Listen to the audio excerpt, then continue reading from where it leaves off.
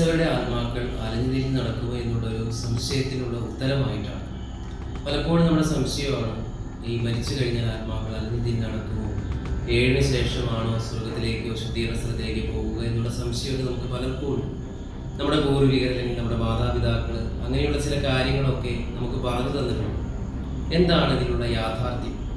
നമ്മൾ പലപ്പോഴും ഈ സിനിമയിലും സീരിയലുകളിലും മറ്റു വീഡിയോസിലൊക്കെ കാണുന്നത് പോലെ പ്രേതത്തെ കണ്ടു അല്ലെങ്കിൽ പ്രേതത്തെ തൊട്ടു എന്നൊക്കെ പറയുന്നത് പോലെ അത് യഥാർത്ഥത്തിലുള്ളതാണോ എന്നാണ് നമ്മൾ ചിന്തിക്കാനായിട്ട് പോകുന്നത്. സഭ പഠിപ്പിക്കുന്നത് പ്രേതമില്ല എന്ന് തന്നെയാണ്.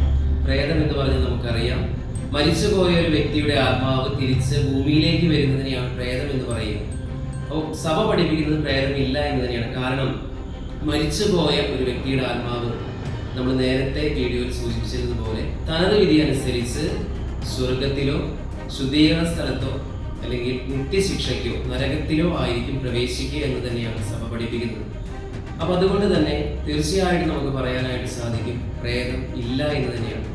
ചില പ്രാചീന കാലഘട്ടത്തിൽ ചില മതങ്ങളിലും സംസ്കാരങ്ങളിലും ഒക്കെ ഇങ്ങനെയുള്ള ആത്മാക്കളെ കുറിച്ചുള്ള ചിന്തകൾ ഉണ്ടായിട്ടുണ്ട്. ഇങ്ങനെ ആത്മാക്കൾ അലഞ്ഞുതിരിഞ്ഞ് നടക്കുമെന്നുള്ള ചിന്തകളൊക്കെ അന്നത്തെ കാലഘട്ടത്തിൽ ഉണ്ടായിട്ടുണ്ട്. ഇന്നും ചില മതങ്ങൾ അതുണ്ട്. പക്ഷേ ക്രൈസ്തവ മതത്തിൽ ഇങ്ങനെ ഒരു വിശ്വാസം ഇല്ല. ഇനി ചിലരൊക്കെ പറയാറുണ്ട് പ്രേതത്തെ കണ്ടു തൊട്ടു എന്നൊക്കെ, നേരത്തെ സൂചിപ്പിച്ചതുപോലെ തന്നെ.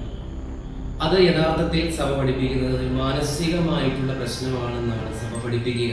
ചിലർക്ക് ചില ഹാലുസിനേഷൻ അല്ലെങ്കിൽ ഡബിൾ പേഴ്സണാലിറ്റി പ്രോബ്ലംസ്, അതൊക്കെയാണ് ഇതിന്റെ കാരണങ്ങൾ എന്ന് പറയുന്നത്. എന്ന് വെച്ച് കഴിഞ്ഞാൽ ഇല്ലാത്തൊരു കാര്യത്തെ കണ്ടു എന്ന് തന്നെയാണ്.